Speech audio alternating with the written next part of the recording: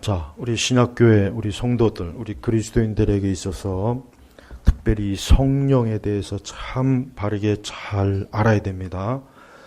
이 성령의 이 거룩한 이 사역은 굉장히 중요한 사역입니다. 그리고 우리 그리스도인들 자체가 말 그대로 그리스도인이라고 부르죠. 그러나 그리스도인이라고 부르기 이전에 먼저 우리에게 가장 더 중요한 것은 성령이 내주하느냐 하지 않느냐의 이 문제가 굉장히 심각합니다.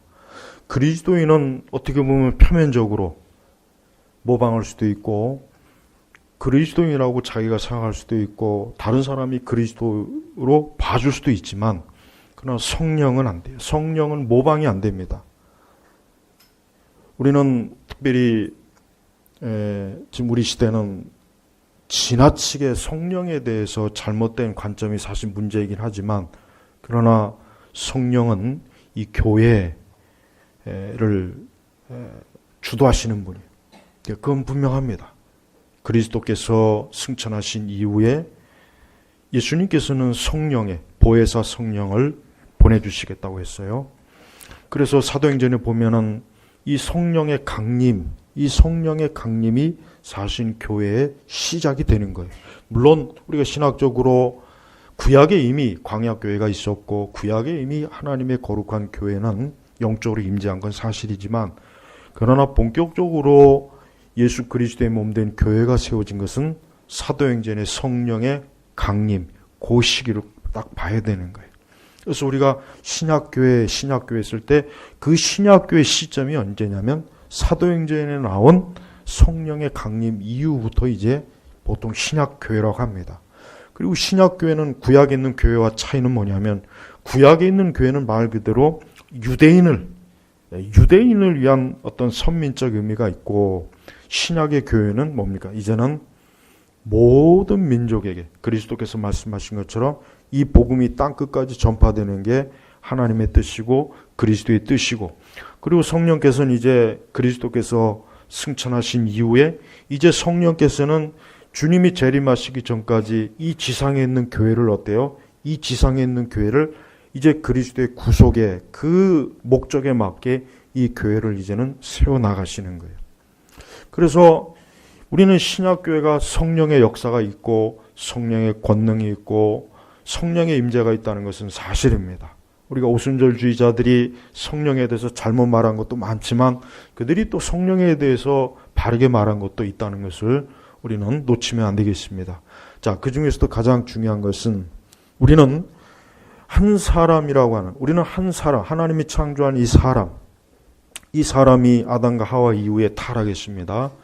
근데 그 타락한 사람에게 있어서 하나님께서 그 사람을 변화시키고 하나님의 사람으로 만드는 데 있어서 그걸 누가 하시느냐? 성령님이 하시는 겁니다. 이게 지금 제일 중요한 문제고 오늘 다룰 말씀은 바로 이겁니다.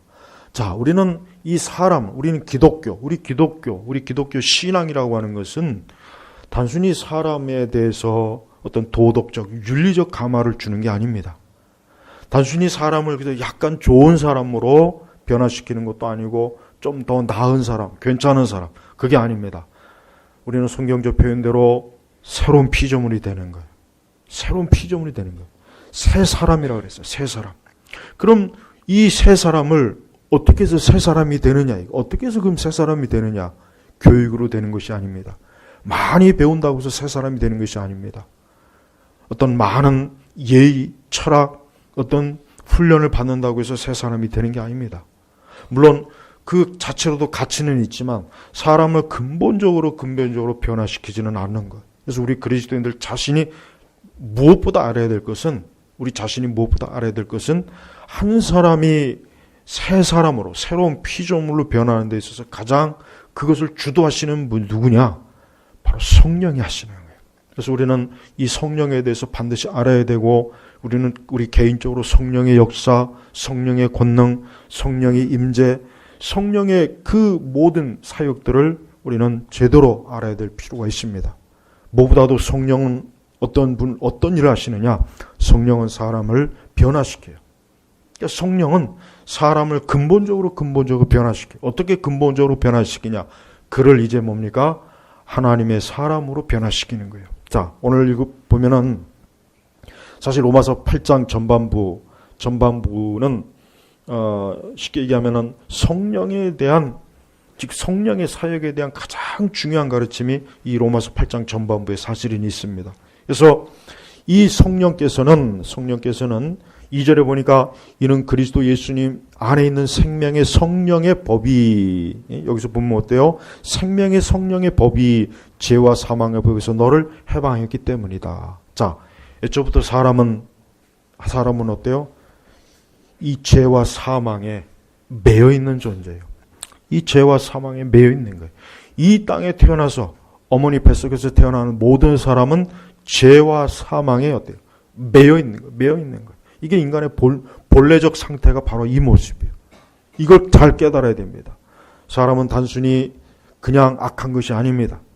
사람은 그냥 약간 좀 문제 있는 게 아닙니다. 사람은 그냥 조금 문제 있는 그 정도 차원이 아니라 근본적으로 사람은 어때요? 죄와 사망. 이제 아이가 태어났습니다. 그러나 그 아이는 육체적으로는 숨을 쉬고 살아있지만 영적으로는 죄와 사망의 법에 매여 있는 거예요. 우리 자신도 그렇게 이 세상에 태어났고 또 여전히 그렇게 살고 있는 사람들이 이 세상엔 굉장히 많습니다. 다수예요. 그 죄와 사망의 법, 이 죄와 사망이라는 것이 뭡니까? 아담과 하와가 타락한 이후에 인류의 모든 상태가 죄와 사망. 자, 기독교는 인간의 가장 본질적인 상태를 정확하게 알려야죠. 세상 어디에도 인간의 본질적인 상태를 가장 정확하게 알려주는 데는 없어요. 오직 성경, 하나님의 말씀만이 그렇게 알려줘요. 여러분 세상을 보십시오. 세상은 인간에 대해서 다양하게 얘기해요. 그 중에서 사람을 굉장히 좋은, 뛰어난 어떤 피조물, 어떤 뛰어난 존재, 어떤 영광스러운 존재로 그렇게 보는 일도 있고 또 사람을 추악한 동물로 보는 그런 관점도 있어요. 예, 많은 관점이 있습니다. 그러나 성경에서 말한 죄와 사망, 바로 이 죄와 사망 때문에 사람이 질병에도 걸리는 것이고 사람이 고통을 받고 괴로움을 당하고 이 세상 사는 자체가 고통인 거예요. 왜 그러냐? 사람 자체가 죄와 사망에 매여 있는 거예요. 이걸 알아야 됩니다. 여러분, 하나님 믿지 않는 사람들의 원래 상태가 뭐냐? 그 사람은 지금 죄와 사망에 있는 상태예요. 우리는 그걸 우리 자신부터 정확하게 알아야 됩니다.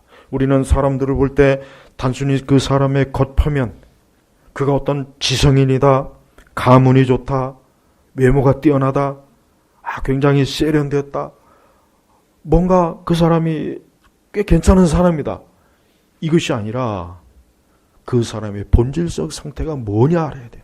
그 사람의 본질적 상태가 뭐냐? 죄와 사망의 법에 매여 있어요.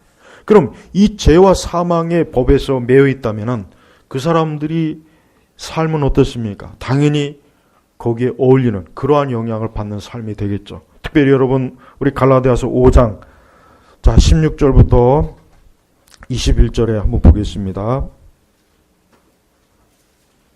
갈라디아서 5장 16절부터 21절의 말씀을 보겠습니다. 이것이 죄와 사망에 매여 있는 인생들에 대한 가장 성경의 정확한 즉 육체에 있는 사람들에 대한, 육체를 따라, 지금 로마서 8장 이후에 보면은 육체를 따라 사는 사람들에 대한 가장 적나라한 표현입니다. 자, 갈라디아서 5장 16절 같이 읽겠습니다. 내가 또 말하는데 너희는 성령을 따라 행하여라. 그러면 결코 육체의 욕망을 이루지 않게 될 것이다. 육체가 원하는 것은 성령을 거스리고 성령이 원하는 것은 육체를 거스른다. 이 둘이 서로 대적하여 너희가 바라는 것들을 하지 못하게 한다. 그러나 너희가 성령의 인도를 받으면 너희 율법 아래 있지 않다. 육체의 일들은 명백하니 곧 음행과 더러운 것, 방종과 우상숭배와 마술과 원문, 다툼과 시기와 분노와 당짓는 것과 불화와 이단과 질투와 술 취함과 방탕과 또 이와 같은 것들이다. 전에 너에게 경고한 것 같이 지금도 경고하는데 이런 일을 행하는 자들은 하나님 나라를 상속받지 못할 것이다. 자, 보십시오. 19절부터 21절까지 보면은 이게 바로 뭡니까? 죄와 사망에 매여 있는 자들이 그들의 마음과 그들의 영적 상태, 그들의 인생관 자체, 그들의 삶의 정체가 바로 뭡니까? 이러한 육체의 일들을 하는 거예요. 우리가 알아야 될 것은 뭐냐면 이러한 육체의 일들이라고 하는 것은 강요하는 게 아닙니다. 누가 너에게 술을 먹어, 누가 너에게 우상 숭배를 해, 누가 너에게 마술, 원수 맺는 거 강요하는 게 아니라 그 사람 자체가 이걸 좋아하는 거예요. 좋아하는 겁니다. 그 사람 자체가 이게 취향이에요, 취향. 얼마나 끔찍해요. 자, 죄와 사망에 매여 있다는 것은, 자, 로마서 8장 이후에 5절에 한번 같이 읽겠습니다. 육체를 따라 사는 자는 육체의 일을 생각하나 성령을 따라 사는 성령의 일을 생각한다. 육체의 생각은 사망이나 성령의 생각은 생명과 번영이다. 7절에 육체의 생각은 하나님과 원수가 되니. 자, 보십시오.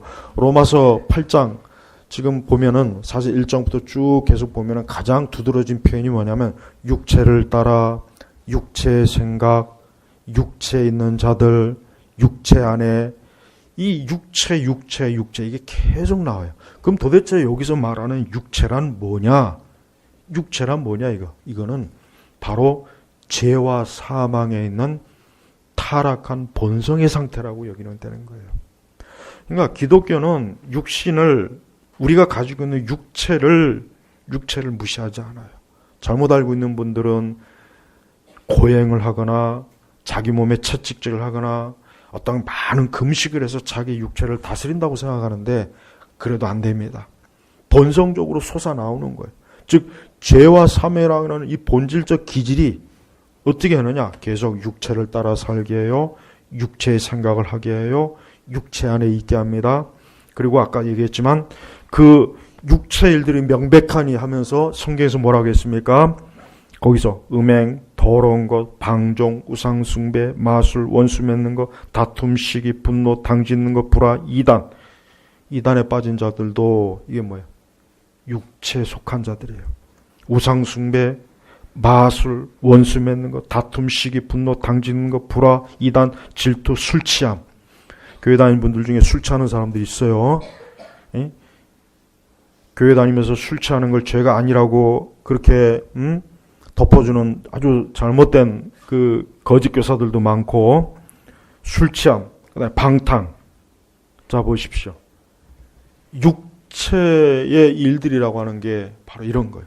근데 아까도 얘기했지만 인간은 본질적으로 이런 걸 강요하는 게 아니에요. 강요해서 그 죄를 짓는 게 아니고 강요해서 그거를 가는 게 아니라, 그 길을 가는 게 아니라 뭡니까? 자기가 좋아하는 거예요. 내가 그걸 좋아한다니까요. 내가 술 취하는 게 좋고 우상숭배도 좋고 원수 맺는 게 좋고 분노와 시기, 이게 내가 즐기는 거, 좋아하는 거예요. 좋아하는 거. 하지만 성령이 우리 안에 들어오는 순간 어때요? 성령이 우리 안에 들어오는 순간 이와 같은 것들이 어떤가? 싫어지는 거예요. 여러분 좋고 싫고의 차이는 알죠? 좋고 싫고의 차이는 알 거예요. 그건 이해하기 쉬울 거예요. 무엇이 좋다, 무엇이 싫다 잘 알 겁니다. 이거를 모르는 사람은 없을 거예요. 자, 똑같습니다. 아까도 얘기했지만은 육체의 일들을 내가 좋아한다, 싫어한다. 이게 바로 그리스도인들과 거듭나지 못한 사람의 차이입니다. 이것이 바로 성령이 내주 안에 있는 사람과 성령이 없는 사람의 차이가 바로 여기서 나는 거예요. 우리는 우리 자신의 성향을 잘 살펴봐야 됩니다. 나는 과연 갈라디아서 5장 아까 19절부터 21절에 말했던 이러한 것들이 내가 좋아하고 이러한 것들이 내 취향이고 이러한 것들이 내가 즐기고 이것이 내 성향이라면 안타깝지만 우리 안에 성령이 없는 거예요. 이건 좀 깊이 잘 분석해야 돼요. 이거는 대충 넘어갈 문제가 아닙니다. 왜 그렇습니까? 아까 얘기했지만 8절에 로마서 8장 8절에 뭐라 그랬습니까? 육체에 있는 자들은 하나님을 기쁘시게 할 수 없다. 하나님을 기쁘시게 할 수 없다. 왜 기쁘시게 할 수 없느냐? 아까 말한 육체의 일들을 좋아하고 이러한 일들을 행하고 이러한 것들을 즐겨하고 이러한 것들을 마음속에서 원하니까 당연히 어때요? 하나님을 기뻐할 수도 없고 하나님을 기쁘시게 할 수 없는 거예요. 현대 복음주의 교회들의 가장 큰 문제는 뭐냐면 이러한 육체 일들이 명백한 사람들을 그들에게 경고하지 않는 거예요. 그들을 신자라고 받아주는 거예요. 그들을 심지어 그리스도인이라고 인정해 주는 거예요. 그들을 천국 간다고 여겨주는 거예요. 그들을 성도라고 불러주는 겁니다. 안타깝지만은 사람은 그럴 수 있지만 하나님은 아닙니다. 성령은 속지 않아요. 이 성령께서는 사람을 어때요? 이렇게 육체, 즉 죄와 사망에 매여가지고 거기에서 종노릇하면서 육체 일들을 행하는 사람을 성령께서는 어때요? 바로 건져주시는 거예요. 건져주시는 거예요. 자, 그래서 9절에 같이 할게요. 우리 본문 로마서 8장 9절에 오늘 본문입니다. 같이 한 줄만 읽겠습니다. 그러나 하나님의 영이 너희 안에 계시면 너희는 육체 안에 있지 않고 성령 안에 있다. 누구든지 그리스도의 영이 없으면 그리스도의 사람이 아니다. 자, 우리 자신을 이 말씀에 한번 살펴보겠습니다. 이 말씀으로 우리 자신을 한번 검증을 해보죠. 우리 자신이 하나님의 영이 우리 안에 있다면 여기서 하나님의 영은 뭡니까? 성령이에요. 성령. 성령이 내 주 안에 있으면, 성령이 우리 안에 있으면 너희는 육체 안에 있지 않고, 여기서 육체 안에 있지 않다는 것은 뭐냐면 아까도 얘기했지만 갈라디아서 5장 19절 육체 일들을 싫어하는 거예요. 싫어하는 거예요. 이러한 죄를 완벽하게 짓지 않는다라고 제가 완전주를 얘기한 게 아니라 이걸 싫어하는 겁니다. 성령이 우리 안에 없을 때는 전에는 육체 일들이 좋았어요. 진짜 말 그대로 누가 강요하지 않아도 내가 먼저 찾아가서 내가 먼저 그러한 죄들을 찾고 구하고 내가 먼저 그 죄에 열심이었는데 이제 성령이 내 안에 들어오시니까 성령께서 내 안에 들어오시니까 여기서 성령이 내 안에 들어온다는 게 뭡니까?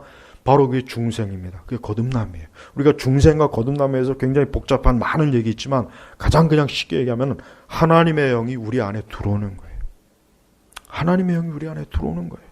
우리 안에 들어오면은 너희는 육체 안에 있지 않고 그러니까 아까 얘기했지만 육체 일들이 이제는 어때요? 이런 것들이 이제는 싫어지는 거예요. 이런 것들이 이제는 혐오스러운 거예요.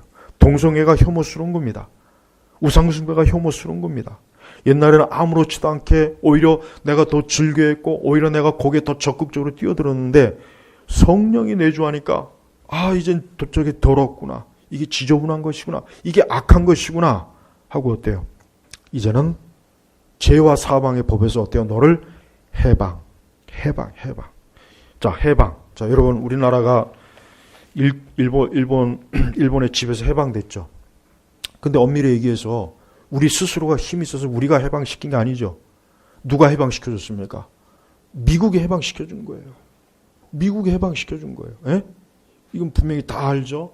자, 만약에 미국이 우리나라를 해방시켜주지 못했어. 우리나라는 저는 만약에 2차 대전 때 그래 뭐 일본이 그냥 계속 지배했으니까 그냥 지배해. 그것까지 그냥 봐줄게. 이렇게 됐으면 어떻게 했을까요?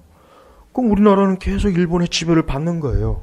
그런데 연합국에서는 일본이 어때요? 일본이 전쟁에서 패했으니까 너희가 가지고 있던 식민지도 다 내놔라. 그래서 우리나라가 해방이 된 거예요. 우리 스스로 해방할 힘도 없고 능력도 없고 우리는 해방을 못해요. 그 당시 우리나라는. 뭐가 있습니까? 군대가 있습니까? 뭐가 있습니까? 그렇다고 전쟁에 참여했습니까? 아무런 권리가 없는 거예요. 자, 한 사람이 그리스도 예수 안에 들어가서 한 사람이 이제 성령 안에 거하는 것은 누가 하는 겁니까? 하나님이 하시는 거예요.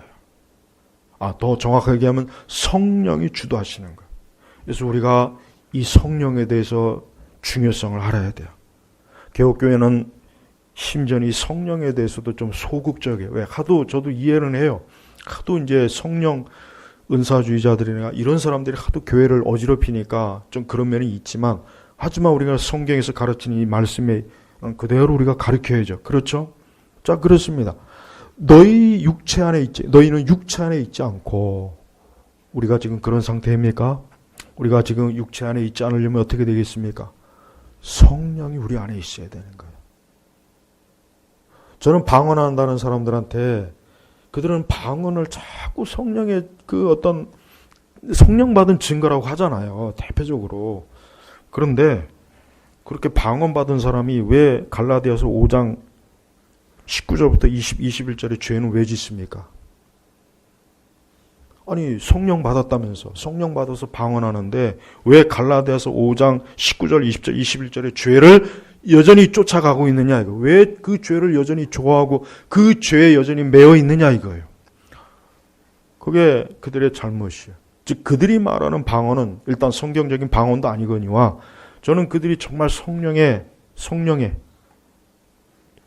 정말 그들 안에 그들 속에 들어가 있는지 전 그걸 심각하게 그들 스스로가 의문을 제기한다고 생각해요.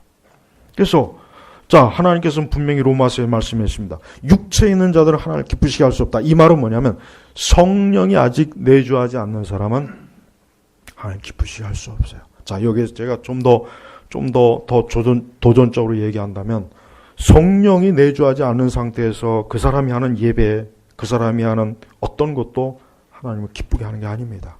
오직 성령으로 거듭난 사람만이 그 사람이 드리는 예배와 그 사람이 드리는 이러한 헌신과 봉사가 하나님 기뻐하는 거예요. 그러니까 우리는 우리 스스로가 내가 무엇을 한다고 해서 하나님 기뻐하는 것이 아니라 내 안에 성령이 내주하시면서 성령의 감화 감동으로 하나님을 사랑하는 마음으로 주님을 사랑하는 마음으로 교회를 사랑하는 마음으로 주님을 섬기는 것 이게 바로 하나님을 기쁘시게 하는 거예요. 우리는 맹목적으로 내가 하나님을 기쁘게 해야지 그건 자기 의가 되는 거예요. 그건 내 노력으로 내 열심으로 그렇게 해서 이러면 하나님 기뻐하실 거야. 물론 그 마음은 좋은 마음이긴 하지만 더 정확하게 얘기하면 먼저 그 속에 그 사람 속에 하나님의 영이 있느냐 있지 않느냐 하는 것을 이걸 살펴봐야 돼요. 그러면서 누구든지 차별 없습니다. 누구든지 그리스도의 영이 없으면 역시 성령이 없으면 그리스도의 사람이 아니다. 자 여기서 누가 그리스도인입니까? 성령이 내주한 사람이 그리스도인이에요. 성령이 없는 사람, 성령이 내주하지 않는 사람은 그리스도인이 아닙니다. 성령이 내주한 사람과 내주하지 않는 사람의 차이는 아까 갈라디아서 5장 말씀 보면 나옵니다. 우리는 우리 스스로가 내가 참으로 그리스도인인가 그리스도인이 아닌가를 살펴야 돼요. 왜 중요한지 아십니까?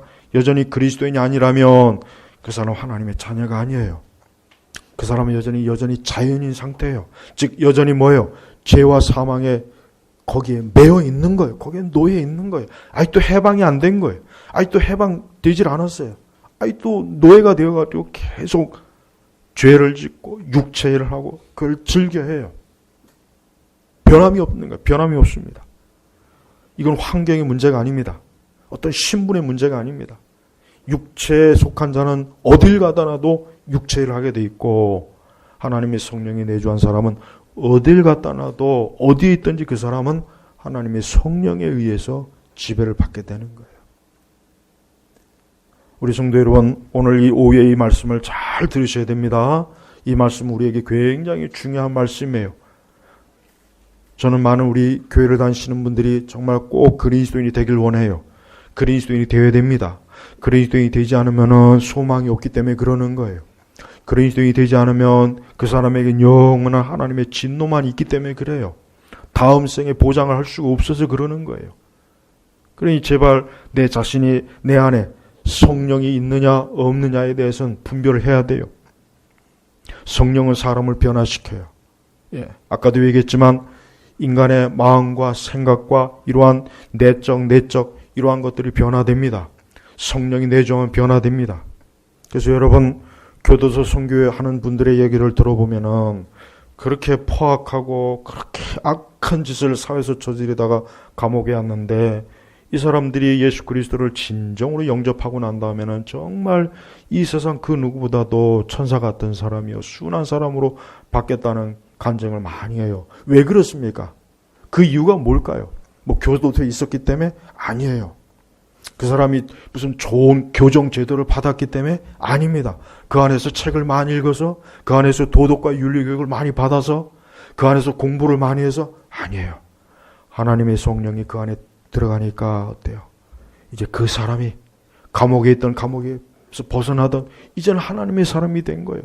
이제 하나님을 기쁘시게 하는 사람이 되는 거예요. 한번 잘 생각해 보십시오. 교회 바깥에, 교도소 안에 이 바깥에 있는 사람들 보십시오. 그들이 무슨 큰 죄를 짓지 않아서 감옥에 들어가 있지 않지만 그들이 여전히 육체에 있다면, 하나님의 성령이 없다면 그 사람이 죄인입니다. 그 사람이 하나님의 진노를 받을 자예요. 그래서 이거를 깨달아야 됩니다. 무엇을 깨닫느냐? 내가 내 안에 성령이 계시느냐 계시지 않느냐, 이거를 깨달아야 돼요. 거듭나고 중생에 대한 깨달음을 모르는 분들이 많이 있는데, 그런 분들의 하고 싶은 말은 그겁니다. 우리가 내 안에 성령이 계시는지 아닌지를, 그것만 잘 보면 돼요. 또 그게 하나도 어렵지 않습니다. 말 그대로 거룩한 성령이 있는 사람은 어떤 사람입니까? 갈라디아서 5장 22절에 볼까요? 한번 보십시오. 다 아는 말씀입니다. 갈라디아서 5장 22절의 말씀 같이 읽겠습니다.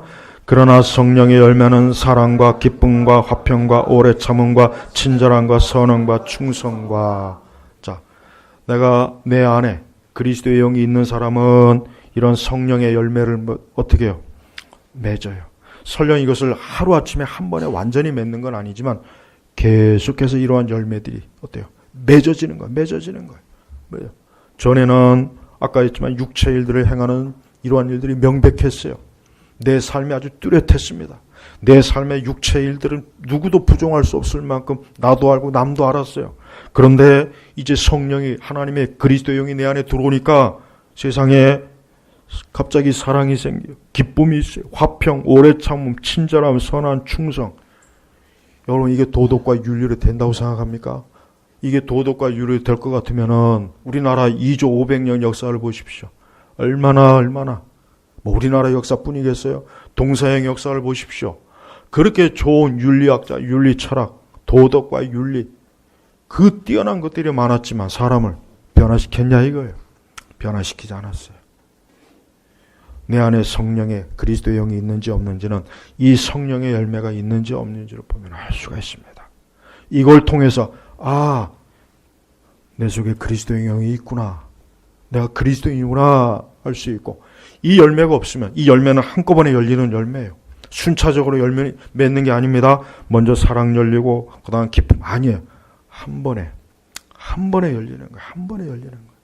한 번에 이러한 것들이 계속해서 열려요. 우리가 성화되어 간다는 말은 뭡니까? 바로 이 성령의 열매가 자란다는 의미예요. 자란다는 의미예요. 이 성령의 열매는 한 번 성령이 내주하시면 성령의 열매는 자라게 돼 있어요. 자라게 돼 있습니다. 성령이, 그리스도의 영이 내 안에 들어와 있는데 나한테는 성령의 열매가 없는데요? 그럴 일은 절대 없습니다. 안심하세요. 절대 그럴 일은 없어요. 그럴 일은 없죠. 성령이 내 안에 있는데 성령의 열매가 맺지 않는다? 세상에, 그러면 성령님이 안 계신 거나 마찬가지죠.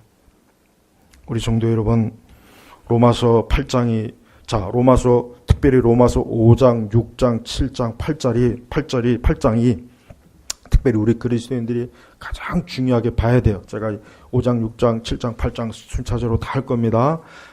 한 사람이 그리스도인이 되는 과정 속에서 로마서 8장이 궁극적으로 정점을 이루는 거예요. 사실은 정점. 즉 8장 이후부터 이제 바울은 성령이 내주하는 사람들에게 주는 말씀이 8장 이후부터 나오는 거예요.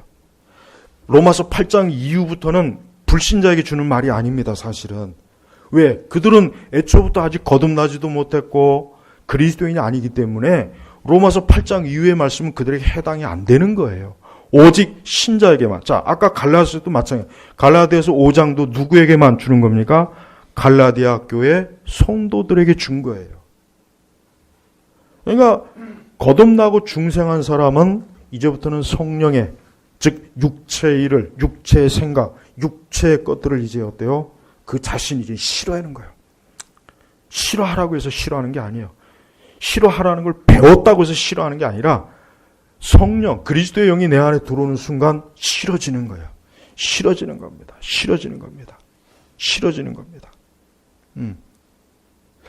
제가 과일 얘기 하나 할게요. 두리안 두리안 이번에 페북에 잠깐 봐서 나는 두리안을 맛있다고 하는 사람 도저히 이해가 안 돼요. 내가 솔직하게 얘기하지만 정말 아니 그 냄새 나는 게 난 아무리 근데 그걸 과일의 여왕이라고 보더라고요.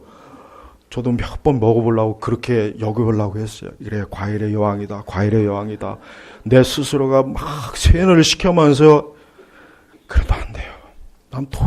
난 정말 그거 맛있다고 하는 사람들 정말 이해가 안 돼요. 그렇다고 이상하다는 얘기가 아니고 나로서는 정말 이해가 안 되는데 근데 그 과일을 좋아하는 사람들 정말 좋아해요. 그러면 저렇게 냄새 나는 걸 어떻게 좋아하지? 저렇게 냄새 나는 거? 자 보십시오. 성령이 내주한 사람은요.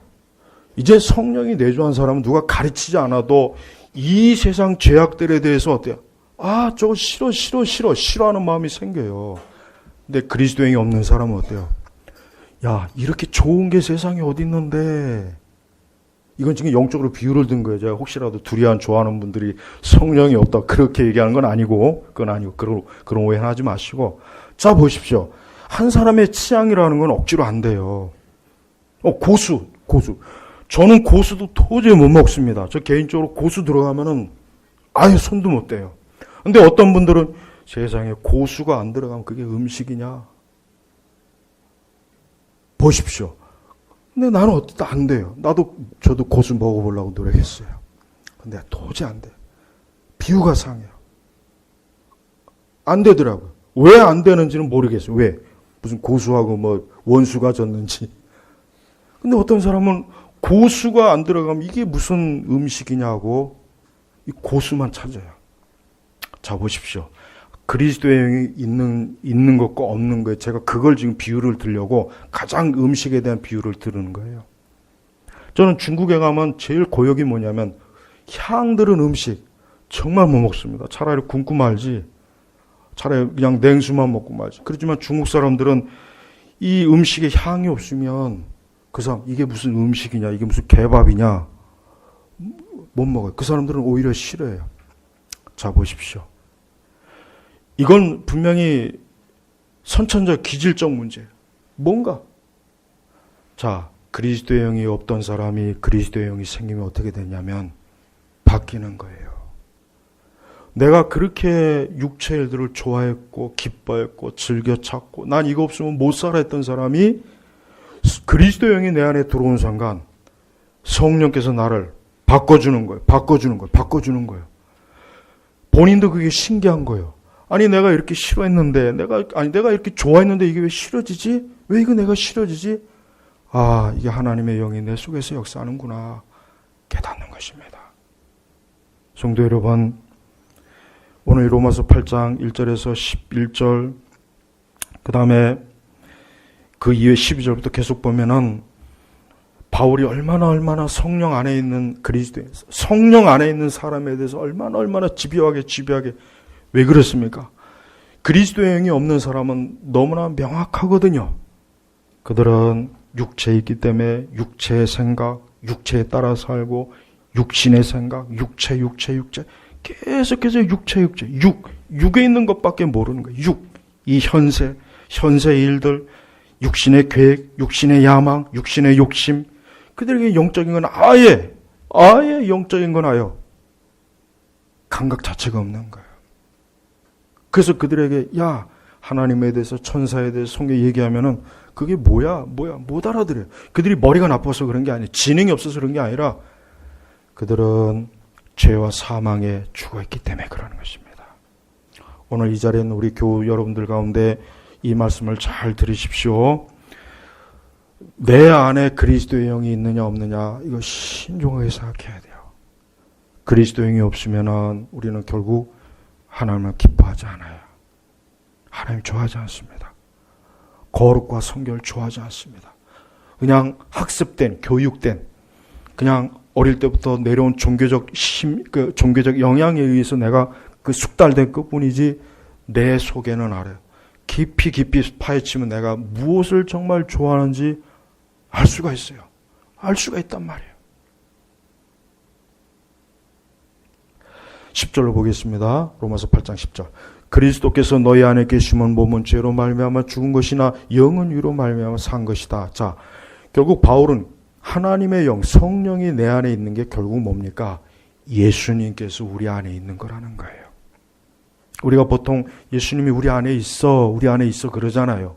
근데 더 정확하게 얘기하면은 사실 그건 그리스도의 영이 있는 거고, 그렇지만 바울은 그리스도께서 우리 안에 계신다고 해도 괜찮다는 뜻입니다.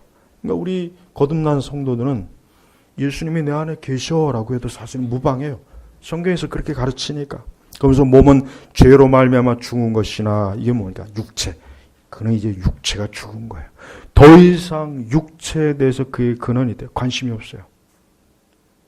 그러니까 하나님의 성령이 내주한 사람은 이제 그리스도의 사람이요, 하나님의 사람이요, 성령의 사람이라고 부를 수가 있는 거예요. 영은 이로 말미암아 산 것이다. 영적으로 살았다, 죽었다 이런 표현 쓰죠? 그 표현이 바로 여기에서 나온 겁니다. 아, 저 사람 영적으로 죽은 사람이야. 영적으로 죽었어. 뭐가 죽었다는 거예요? 그가 죄와 사망으로 영이 죽은 거야. 인간의 본질적 영적인 것이 죽어 있다는 거야. 죽어 있다는 거야. 근데 성령이 그 사람 안에 들어오면은 그의 영이 살아요. 그 영이 살았기 때문에 이제는 더 이상 육체의 일들에 대해서는 죽고 영은 산 거야. 영은 산 거야. 자, 11절 같이 읽겠습니다. 예수님을 죽은 자 가운데서 살리신 분의 영이 너희 안에 계시면 그리스도 예수님을 죽은 자 가운데서 살리신 분께서 너희 안에 계시는 그분의 영으로 말미암아 너희의 죽을 몸도 살리실 것이다. 부활을 얘기하는 거죠. 부활. 우리가 부활절 때 부활에 대해서 많은 분들이 부활을 잘 모릅니다. 이 부활의 중요성이 얼마나 중요한지 몰라요. 결국은 부활은 어떻게 해서 하는 거냐? 누가 하는 거냐? 결국 하나님의 성령께서 우리를 부활시켜 주는 거예요. 이 말씀 그대로잖아요. 예수님을 죽은 자 가운데서 살리신 분의 영이, 성령이 너희 안에 계시면 그리스도 예수님을 죽은 자 가운데서 살린 분께서 너희 안에 계시는 그분의 영으로, 그러니까 성령으로 말미암아 너희 죽을 몸도 살리실 것이다. 그러니까 나중에 부활을, 영광스러운 부활을 얘기하는 겁니다. 그러니까 이 그리스도의 영이 있는 것과 없는 것의 차이가 정말 크죠. 보통 큰 게 아닙니다.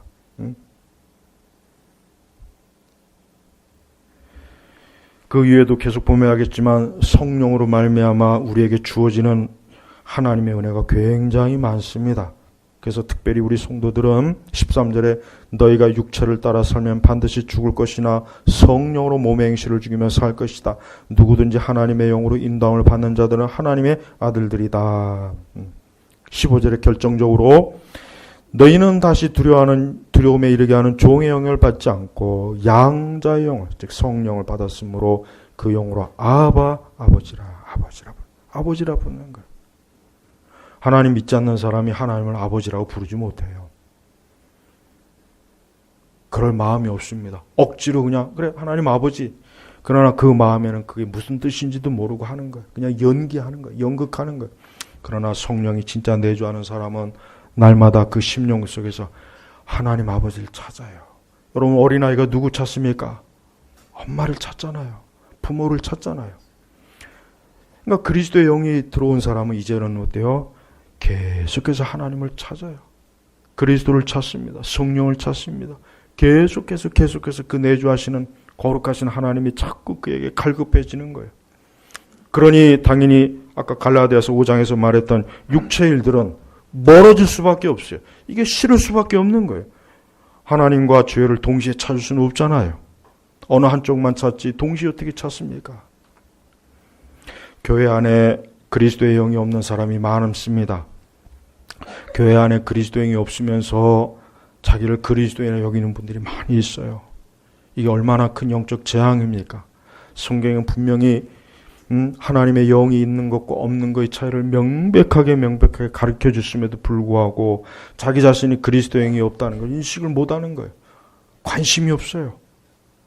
우리 성도 여러분들은 우리가 그리스도의 영이 있는지 없는지, 내가 그리스도의 영이 있는지 없는지를 깊이 좀 살펴봐야 됩니다. 바울은 8장에서 우리 성경에도 나와 있지만 성령 안에서의 삶이라 그랬어요. 즉 그리스도인의 삶은 성령 안에서의 삶이에요. 이제 더 이상 나 혼자 사는 게 아니에요.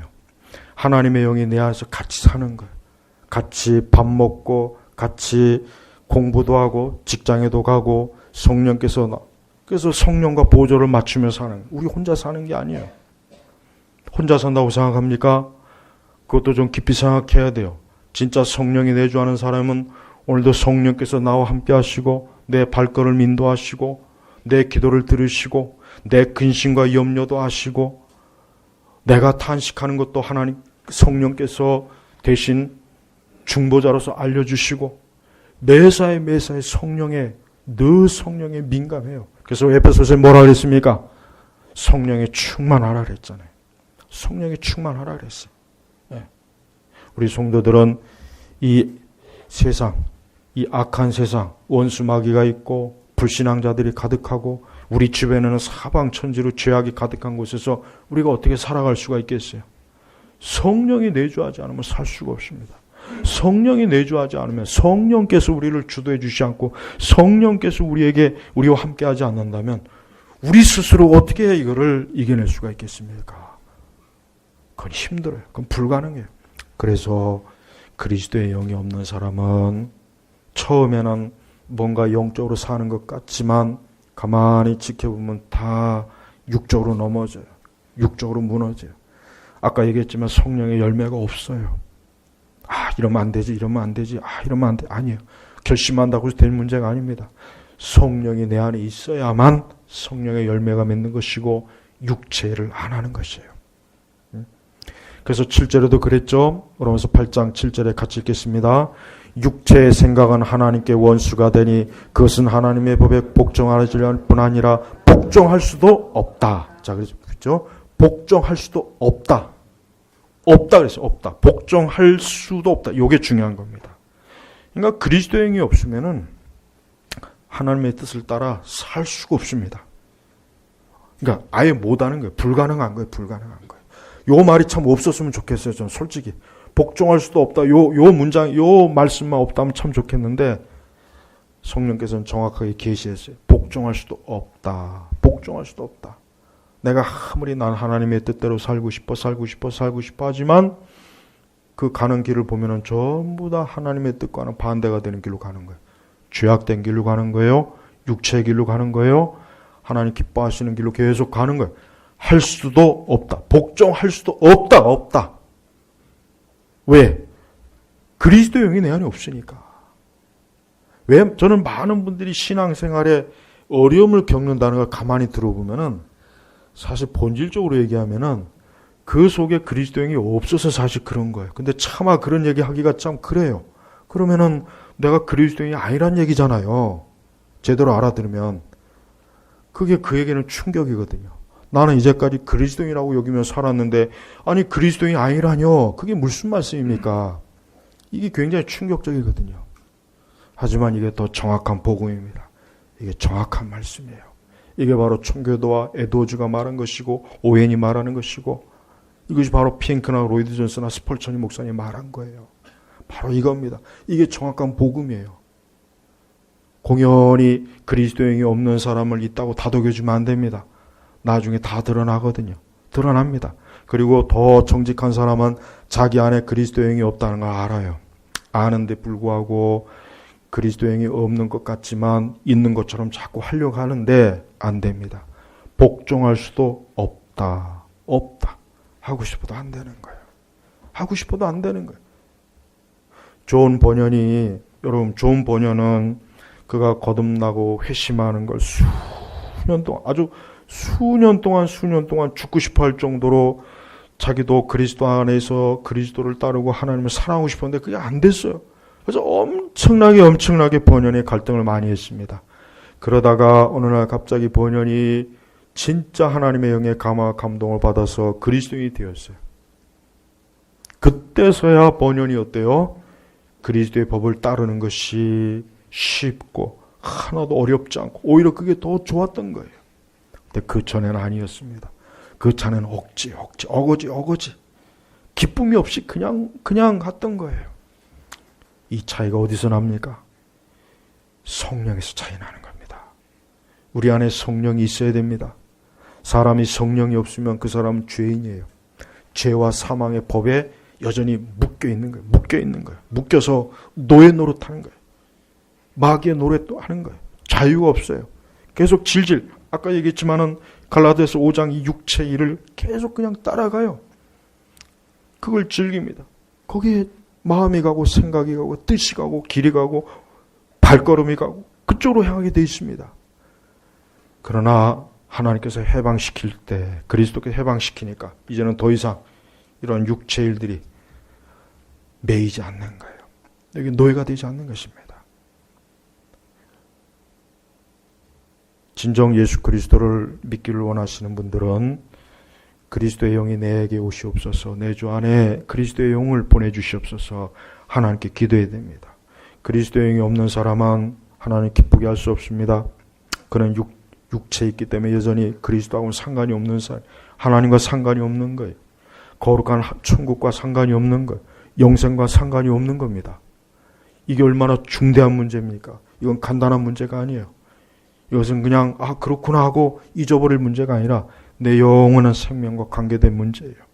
그래서 바울은 로마서 8장 이후에 이제 거듭나고 중생한 성도들은 이제 성령 안에서 사는 것을 자세하게 그것부터 시작해서 그 이후에 계속 보면은 그리스도 예수 안에서 이제 살아가는 것에 대한 실천적인 것들을 하나하나 가르쳐 주는 거예요. 그러니까 성령이 내주한다고 해서 모든 걸 다 알지는 못해요. 다만 성향이 바뀌는 거예요. 성향이 바뀌는 거예요. 어느 날 갑자기 제가 고수와 두리안이 좋아지면은 그건 분명히 뭔가에 의해서 바뀐 거겠죠. 물론 절대 그럴 일은 없어요. 절대 저는 두리안이나 고수를 좋아할 일은 없어요. 그런데 어느 날 갑자기 저게 먹고 싶고 저게 막 너무나 왜 전에는 내가 저거 싫어했지? 이해할 수 없어. 그 차이입니다. 그러니까 중생과 거듭남의 차이는 이거는 명백해요. 이거 절대 속일 수 없어요. 속일 수 없단 말이에요. 그러니까 교회를 다니시는 분들 제발 스스로 무지몽매한 채로 있으면 안 돼요. 내 안에 그리스도의 영이 있는지 없는지를 명확하게 알아야 됩니다. 만약에 그리스도의 영이 없다면 이건 조금만 더 자기 내적 심령을 파악하면 아는 문제니까 어려운 문제는 아닙니다. 그때는 하나님 앞에 내게도 그리스도의 영이 성령을 보내주소서. 방언 밖에서 보내달라는 얘기가 아니에요. 무슨 환상이나 계시를 보려고 보내달라는 게 아니라 내게도 거룩한 성령 그리스도의 영이 오셔서 이제 내가 새로운 사람, 새 피조물이 되어서 이제는 내가 하나님을 정말 기쁘시게 하고 정말 하나님을 기뻐하고 아까도 얘기했지만 성령의 9가지 열매가 맺히게 되므로 내 자신의 삶이 완전히 새로워지는 거예요. 이 세상의 문제는 바로 이겁니다. 그리스도의 영이 있는 사람과 없는 사람. 세상은 두 종류가 있는 거예요. 이 두 종류의 사람들이 지금 같이 있어요. 근데 이 세상을 누가 어지럽게 합니까? 누가 이 세상을 파괴하고 전쟁과 혼란과 잘못된 이념과 철학으로 사람을 쥐고 이 세상을 지옥같이 만듭니까? 그리스도의 영이 없는 사람들이 만드는 거예요. 그러니까 우리 성도들은 그리스도의 영이 없는 사람, 바로 그 사람들이 이 세상을 지금 죄악된 세상으로 만든다는 걸 알아야 돼요. 그래서 인간의 가장 기본적인 근본적인 문제는 하루속히 예수 그리스도를 믿는 거예요. 하루속히 거룩한 성령을 모시는 거예요. 그렇게 되면 아무리 나쁜 생각을 가지고 잘못된 철학과 이념을 가지고 있는 사람도 변화가 됩니다. 왜? 이거는 하나님 기뻐하는 생각이 아니야. 뜻이 아니야. 우리나라 교회가 얼마나 성령이 내주함이 없는 사람들이 많은지 저는 요 2, 3년 사이에 그걸 뚜렷하게 확인했어요. 수많은 목회자들도 성도들도 그렇고 뭘 많이 알고 배우지 않아도 아까 얘기했잖아요. 내가 뭘 좋고 싫은 게 뭘 책을 봐야 좋고 싫은가 합니까? 금방 알 수 있어요. 그러니까 그리스도의 영이 있는 사람은 벌써 성령이 계시기 때문에 딱 어떤 현상을 보면 저건 죄야. 저건 성령이 기뻐하는 게 하나님 기뻐하는 게 아니라는 금방 알아요. 근데 그걸 좋아하는 거 보십시오. 그럼 그 사람들은 그리스도인이 아니에요. 그 사람은 목회자들이 아닙니다. 오늘 우리 제나바교회 성도 여러분, 오늘 로마서 8장에 제가 다 다루진 않았지만 로마서 8장을 좀 오늘 꼭 좀 읽어보십시오. 이 로마서 8장 읽으면은 이제 예수님을 믿는 사람의 이 삶의 이렇게 시작되는구나. 이렇게 해서 첫걸음이 시작되는구나 하는 것을 로마서 8장에서 알려주는 것입니다. 저는 우리 제노바 교육교회 모든 성도들이 모두가 그리스도의 영이 지금 이 시간, 지금 이 순간 우리 심령 속에 다 거하시길 바라는 마음이에요. 그리스도의 영이 있어야 우리가 하나님의 자녀고, 그리스도의 영이 있어야 우리가 영생을 얻는 것이고, 그리스도의 영이 있어야 우리가 부활하는 것이고, 그리스도의 영이 있어야 우리가 죄와 사망으로 인해서 멸망하지 않는 것이에요. 오늘 여기 계신 우리 모든 교우분들이 모두가 다 그리스도 예수님 안에 있는 생명의 성령의 법이 죄와 사망의 법에서 너를 해방하였기 때문이다. 이 말씀이 다 이루어지길 주의 이름으로 축복합니다. 기도하겠습니다. 하나님 아버지 감사합니다. 오늘 특별히 로마서 8장에 이 말씀으로 그리스도의 영에 대한 말씀을 증거했습니다. 오늘 이 말씀을 듣는 모든 귀한 우리 영혼들이 한 영혼도 정말 빠지지 않고, 한 사람도 빠지지 않고 그리스도의 영, 성령의 내주가 충만하길 예수 그리스도의 이름으로 기도 올렸습니다. 아멘.